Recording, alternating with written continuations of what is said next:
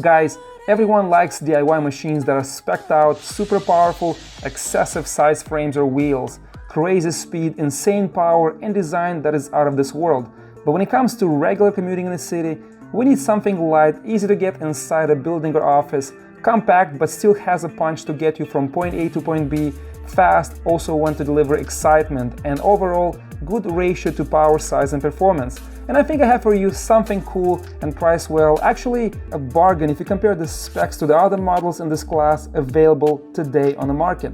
Guys, this is the Varla Pegasus, the new electric scooter released from Varla. Last year they came out with Eagle One, high-performance scooter priced under $1,600 that I review on this channel. And I think Varla team listened to their existing customers and built Pegasus based on their request.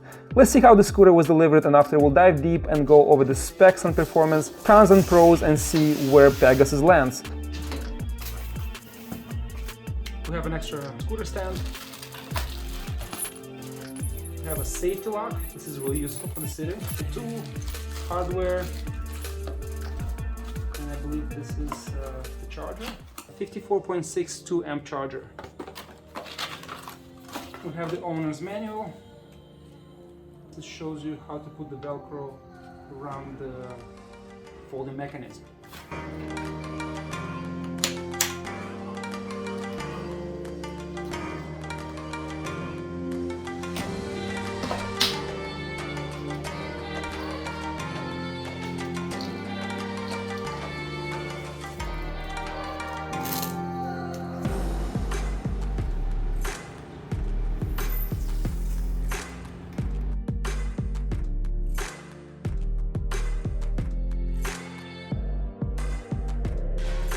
I spent over 2 weeks riding this model, and I'll cover in detail about the components, controller and settings, frame and construction, weight, suspension, brakes, comfort and ride feel, range, speed, charging, and quality overall of this model. We have two 500-watt hub motors, max power peak output 1600 watts, 48-volt system with a battery at 15.6 amp capacity. The controller is set up to start soft and comfortable, intuitive and great control throttle. Anyone can ride the scooter comfortably, but once you pass 12 to 14 miles an hour, the scooter will pick up speed faster.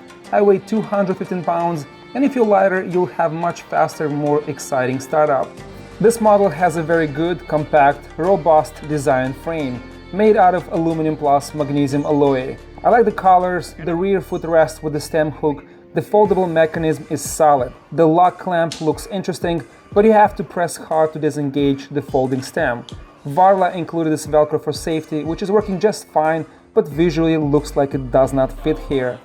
On the bottom of the frame you have this metal sheet, and it looks like the battery and AC can be accessed only from underneath. The cover I think can be a bit thicker, and by adding few more screws and a rubber gasket can make the scooter waterproof. The construction is really great, but I think it needs few improvements here. Not a big deal, it can be easily also improved home if you have few tools laying around. The scooter weighs 66 pounds or 30 kilograms, maximum load 280 pounds or 127 kilograms. Guys, I would like to take a short break and share with you a new product.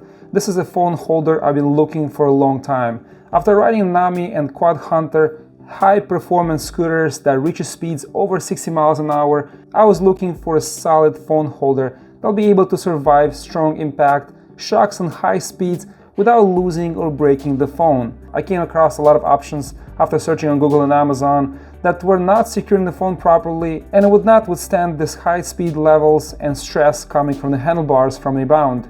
You'll have to screw and tighten the side part of the mount, which can damage the phone if you over tighten or come loose while riding.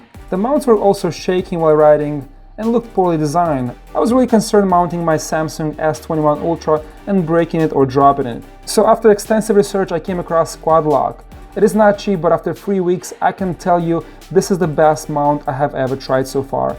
The quality is really high and is beautifully designed. They have an amazing collection that can be used for cycling, motorcycling, for your car, fitness activities, home and office. I can trust 110% that this will not come loose or damage my expensive phone. It has so many options and charging points. So versatile, it's like GoPro mounts for action cameras. Expensive, but so well and beautifully designed. If you're looking for a phone holder, this is the one to own. I like it so much that I mounted this car kit on my desk and I can ride any vehicles and not worry the phone will drop or come loose. Let's get back to suspension. We have coil shocks, no adjustments. The travel is enough to handle the city roads comfortably well. I went all around New York City for good and bad roads, and this model handled the streets well.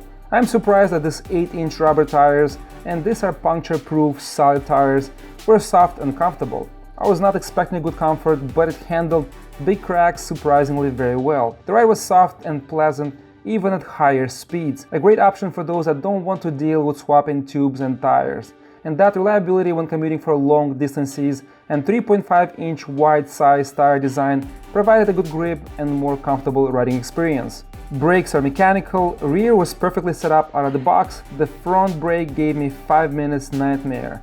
They required so much adjustments, but after that performed great. Top speed. I reached between 27 to 28 miles on flats. Range. In dual mode, on maximum torque speed, I reached 27 kilometers or 16.7 miles in range. On a single mode or lower speed levels, you'll get way more range. Climbing angle, 25 degrees. Charging. And that's the biggest issue with this model. It takes too long, 8 to 9 hours. I would order a second 4-amp charger if you commute a lot and cut the charging time in half, about 3.5 to 4 hours. We have a smart LCD display and it's a nice screen size. This is one of my favorite screens after Caboo Wall GT. It is beautifully organized, easy to read even in a super sunny day while riding. Offer tons of info on your system. It is cool to see this type of upgrades on scooters under 2K USD. We have a very useful hook to carry the scooter, but not sure the construction is reliably designed. Forgot to add is the hook here. I only folded maybe 2-3 times just for the video. I usually don't fold scooters and it's already scratched up. The ring here can be reinforced. Maybe thicker wire and the bigger bolt. And the brakes. Not sure why. Here if you look from the side, this is moving. So hopefully a couple of months is not going to make noise and vibrate. It should be secured. The same thing in the back here. There's movement, not sure why. Overall, solid. I think we have one of the best specs here for this price range on this model. The rear headlight is strong and visible, but the front one looks cheap and does not light up very well. It can be absolutely improved here. In my case, I use Shedlight's SL1000 to compensate for that. Link in the description box if you like to check it out and buy a set. Guys, this model is really oriented for commuters that are looking for performance but are on the lower budget side.